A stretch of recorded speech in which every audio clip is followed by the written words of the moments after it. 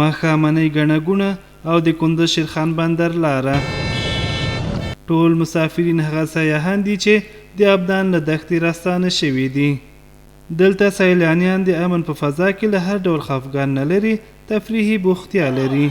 له دودیزو سپورتي لوبو څخه نیولې تر اخلي پخلي پورې د پسرلي په وږمو کې له ملګرو سره ناستې ته ځانګړی خوند وربخلی.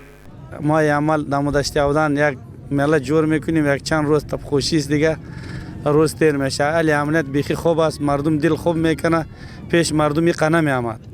هزار ولایت من در ولایت قندوز دشت آبادان تفریح میکنه. الحمدلله امنیت فوق العاده تأمین است، هیچ مشکلاتی نیست، مردم به راحتی میتونن شب روز تفریح بکنن. یوازې د کندوز خلک نه دي چې دلته راغلي، بلکې د دې دښتې طبیعي ښکلا او د کندوز د خلکو میلمه پالنې د هېواد له ګوټ ګوټ څخه د ښکلې او شنې سیمې ته خلک رابللي. جای خوبشی بازی بوده که من در عمر من اینقدر جای خوبش ندیدم. این جای خوبش بوده، جای خوبش، جاش خوبش، همش مردماش خوبش، مثلا احترامیش، مهمان نوازیش، همش کار خوب است. امنیتي مسؤلینو هم د خلکو د خوندیتوب لپاره ښه تدابیر نیولي.